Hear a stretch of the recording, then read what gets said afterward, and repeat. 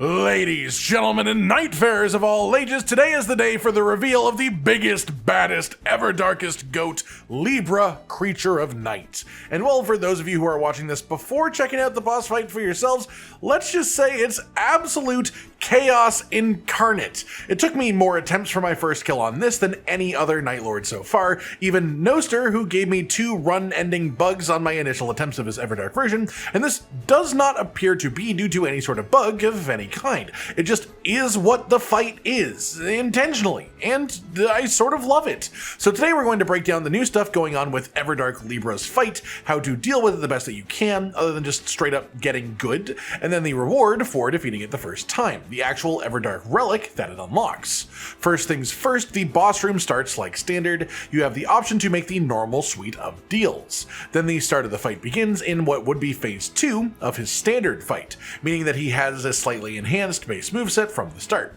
At around 80 to 85% health, Libra will enter a new animation that looks like his old stagger phase, where you had to run around breaking sigils to keep him from being superpowered, but, well, you don't have the ability to stop him anymore.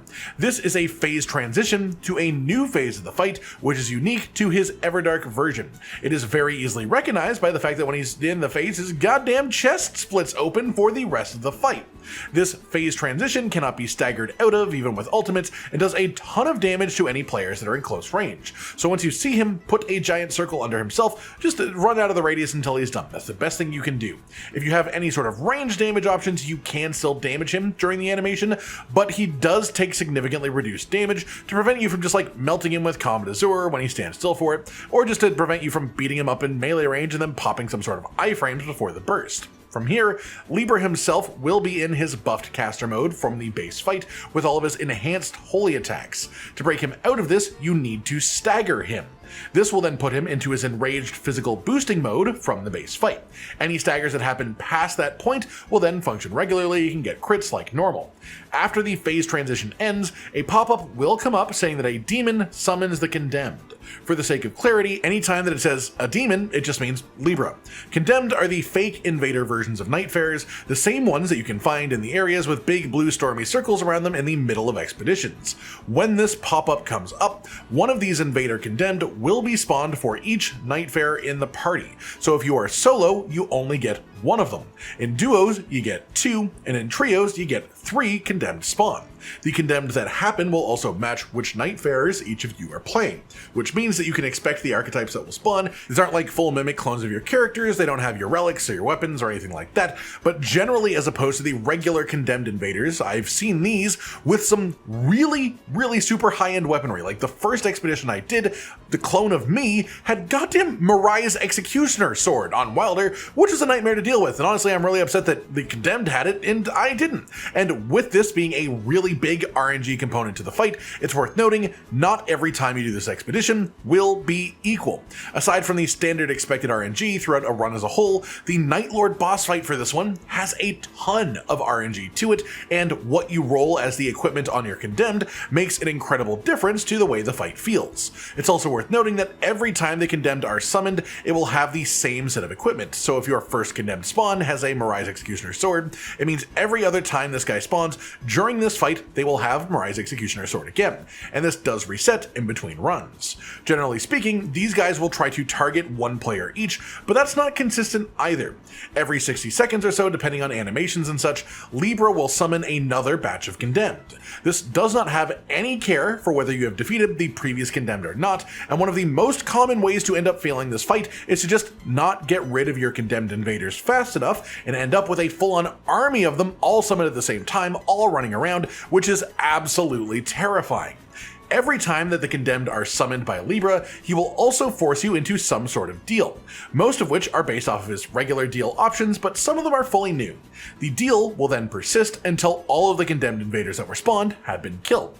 The deal that is chosen is completely random. The simplest one is a demon incites a riot. When this happens, he will summon double the amount of condemned invaders, so 2 for solo, 4 for duos, and 6 for trios, but they go completely bananas on their actual targeting. They will run at whoever whenever they feel like. They will double up on the same person, or they can even actually choose to attack Libra himself, which actually helps you out, and that's sort of funny. There's a demon shrouds all allies. This makes teammates fully invisible to each other. You just cannot see your party members while it's active. This one isn't too hard to deal with generally, with the exception of course, if people go down while it's invisible when they need revives. It's obviously hard to do that if you can't see them. There is a demon applies a false blessing. When this one pops up, it means that any flask you consume during this time will remove a level from your character, but they won't actually use any flash charges. So essentially you have the 15 bonus flash charges if you're willing to actually spend your levels to get them. During this time, you can sacrifice a few levels to choose to play more recklessly. And while it may sound counterintuitive, if you come into the fight at level 15, you don't realistically have that much higher stats than the same Nightfarer at level 12. This means that a couple of flasks spent here to help clear out the condemned faster by playing riskier and losing more health as a response, this would let you have some more time to get actual damage into the boss itself, and that's not really the worst idea. There is also a demon summons an inescapable eye. This is pretty much the same as the madness eye normal deal that he has, where it spawns above your head and applies madness all around you, except unlike the normal deal version of this, you don't get reduced madness buildup yourself or projectiles that fire madness, so you basically just emit madness to everyone, including yourself occasionally, which can definitely throw you off. A demon offers a challenge is probably the toughest option if it happens at a bad moment especially. This caps you at half of your maximum health and FP, meaning that you will lose any of those things that you have above that threshold and not be able to regen past that threshold until you have defeated the condemned that are around. When this one is rolled, Libra is also affected, so if he is above 50% health when he chooses this, he will cut his own health down to 50%. But if he is already under that point, then it doesn't actually do anything positive for you. But it's still neat that can happen, or at least I've heard from others that it can. Then finally we've got a demon preaches madness. This gives every currently existing entity in the room a buff that applies madness buildup to their attacks. So any condemned alive will start applying madness with any of their attacks, and you, the players, will also be applying madness with your attacks as well. This is pretty much the big main change for the entire fight. It's not quite the only one, but this whole condemned system and the deals that it happens to is the big thing going on that you will have to learn to deal with if you want to succeed at the fight. And it is a very careful balance, honestly. If you spend all of your time getting through the condemned to the point that you aren't able to hit the boss at all, you will lose the war of attrition. You will run out of resources over time. If you try to just purely burst the boss down, only do damage to the boss, you'll end up having too many condemned to handle. You'll have multiple groups, you'll have multiple deals, multiple debuffs, and you'll get overwhelmed. The best way that I have found is to basically treat it based on the deal that has been applied. Generally speaking, you want to remove all condemned before the 60-second timer because you do not want a second wave of invaders or a second deal being applied at the same time. But some of the deals, like cutting your health in half, are so detrimental that you want to get rid of that effect as soon as possible by focusing on the invaders and leaving the boss alone. Whereas ones like a demon incites a riot, where they actually will then hit Libra 2, that's one that you can just sort of manage having around and just slowly, passively get through the invaders, but your main focus can be on the boss itself. If you can find this balance, if you can find what works for you, the fight does become a lot more manageable. But without a doubt, this is by far the hardest Everdark boss in the game, in my opinion. Aside from that, there is only one properly new attack that I noticed in the fight, which is while condemned or alive, Libra can summon a big holy X up in the sky that will slowly descend to the ground. When this hits the ground, it does damage where it impacts, which you can see ahead of time, including right next to Libra himself if you're attacking him. If you walk through the walls of energy, once it's placed, you will then also take more damage. The best way to deal with this attack is to put some distance between Libra and yourself when you see it happening, avoid being in actual line with the cross itself as it's landing, and then just avoid crossing the lines once it's placed on the ground. A reminder also that during the fight itself there will be little balls of light dotted around the ground that you can walk into and pick up, and doing so will not only reduce your madness buildup, but they also give you a very small heal. These will continuously spawn, so if the fight has been going on for a while and you're a bit low on health or healing, go around and grab a bunch of them. Moving on then with all of the new parts of the moveset covered, let's talk about what you get for beating the Everdark version of this boss. On your first kill, like with every other Everdark boss, you get 25 Sovereign Sigils to spend at the Collector's Signboard. Then you also unlock Libra's Everdark Relic for purchase there too, which costs 12 sigils. This relic is Dark Knight of the Demon. It is a blue slot relic, and it has 2 of the same effects as the standard Knight of the Demon relic, which are crossed legs gesture builds up madness, and madness continually restores FP. The FP restoration of this effect isn't bad by itself, but it is very hard to justify using a whole relic for it when there just are relics that are better for FP. That's why the Everdark version replaces the slot that used to be a rune discount for shop purchases on the standard relic, with instead taking attacks improves attack power. This is a really good effect, especially if you're fighting right up in the thick of things, right up in the people's faces, but generally speaking, there are far better ways of FP management than the FP and madness part of the relic, which means that those 2 slots of effects are not the most useful. This then makes the relic as a whole relatively undesirable. I'm sure there are builds that will use this, but if you are struggling with the fight and you are not defeating Everdark Libra, this is to tell you that the reward that you get, the thing that you can unlock, isn't like the best new relic in the game that you absolutely need to have by any means. All that covered then, let's talk about tips for actually making the fight easier in various ways and things that you can do to build yourself during the expedition with foreknowledge of the fight to come. First things first, before we talk about anything else, the easiest version of this fight by far is solo. Doing it with 1 player. Having only 1 condemned spawn at a time is the easiest version of this, because even though it is technically fair to have 3 condemned if there's 3 players, it's much harder to get rid of 3 condemned than it is to get rid of only 1 in solo. And duos is generally the next easiest option for the same reason. It's pretty solid. So if you just want to win and nothing else, you want the easiest choice, go solo. If you aren't comfortable purely solo but still want it to be a bit easier, you should do duos. 3 players then is the hardest version of this fight, simple as that. Aside from that, we should talk shifting earth, as that is what affects your choices before you even go on the expedition itself. There are 3 options worth talking about for different reasons. The crater gives you a bunch of good stuff, but honestly I don't think it's the best option here. The main thing that would make you think that it could be is the fact that there's a bonus church, which means a bonus flash charge. There is a bunch of good fire weapon drop chances in here, and Libra does have a 20% fire negation weakness, which means that fire damage is 20% stronger against him than standard. His biggest weakness though is holy, which is a 35% holy negation weakness. However, fire is still really solid, so you'd think that the fire weapons aren't relevant. It's also worth noting that unlike with Caligo last week, where your physical damage type was more important than your affinity for melee weapons, Everdark Libra is very much the opposite. All physical damage types are within 10% of each other against him. This means the difference between them is pretty negligible, and for those wondering, slashing weapons are the ones that have that 10% increased damage against him. But then past that, you want to ideally focus on having holy affinity on your weapons, or secondarily fire affinity if the weapon around it is worth it. For spells, it's the same concept as the affinities. Holy is ideal, fire if the spell is good enough to warrant using it, or if you haven't found good holy spell options. That to say, the crater is reasonably good, but it's not the best shifting earth option for this one.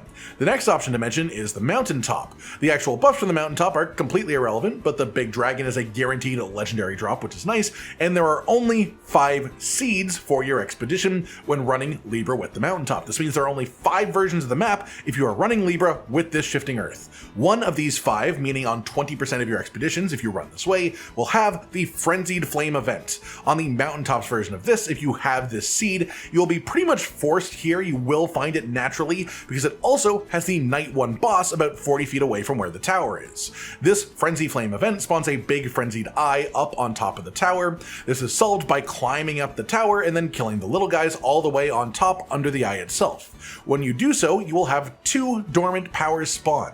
One of them is purely a passive, just choices between passives, and one of the options can be ailment resistance or just generally Frenzy Flame related, which is definitely very nice for the Night Lord fight itself. The other dormant powered is guaranteed to have at least one frenzy based option as an actual equipment, as an actual weapon. Most often you'll be offered the choice between Vike's War Spear, a Frenzy Flame seal, and some sort of tertiary option, and I will explain why those are so relevant for this fight in a couple of minutes after we're done talking about Shifting Earth, because the Shifting Earth that I actually really properly recommend, the one I really think you should do, the one that I think is the best choice, is Noclateo, the Shifting City. This has a bunch of bosses in it, a bunch of dormant powers, there's a bunch of runes inside, it has the guaranteed legendary drops from Estelle at the top, the big boss inside, and importantly the reward for reaching the top is a bonus life if all party members get down at the same time. This is an immensely powerful safety net, and I have never fought a boss in this game where I appreciated having this safety net more than Everdark Libra, so I think it's extra relevant today than it would be even normally. As well, Noclateo also has a weapon duplication area where you can duplicate any weapon that you own. This means if you have one good solid weapon that is a Libra counter, you can then double it and then power stance them, or otherwise if you just have a really good passive, you can then double that and have a second copy of that passive. Either way, it's a really high value thing to interact with. On top of this, like the mountaintops, there are only 5 different map seeds for Libra expeditions with the Noclateo Shifting Earth active, and 1 out of those 5 has a Frenzied Flame Tower event, just like with mountaintops. So it's the exact same spawn potential, but the actual value from the Shifting Earth itself is much higher. For Noclateo, if you have the Frenzied Flame event happen, it will always spawn right here on your map in the upper middle section. If none of your camps or cathedrals have affinities, meaning every single one of the camp areas and cathedral areas are unmarked except for the Holy Cathedral in the southeast, this means that you have the seed with this Frenzied Flame Tower event.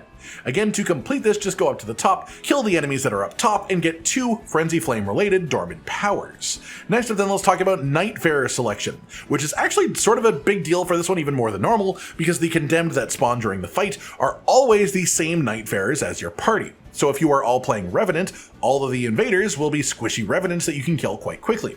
But it means that you're also playing Revenant as well. There's no straight up wrong or right answer, but Raider tends to be easy to deal with as condemned and strong to use as a Nightfarer yourself. Every other character is either sort of hard to deal with as an invader, or doesn't have any specific advantages within the fight itself, whereas Raider has both positives. That said, Wilder has access to fiery shenanigans as a baseline of his kit, which is great, and his ultimate art is lovely for being a large AoE blast that can hit multiple of the invaders at the same time.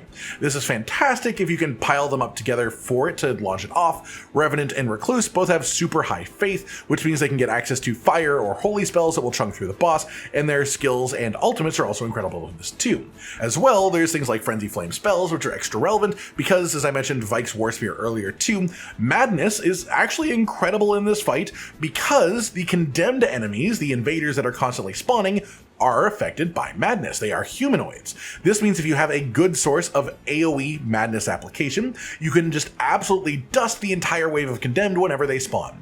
This is why Vike's War Spear is such a fantastic choice in this fight if you can get it, and especially if you can get it in an Ash of War spamming relic setup.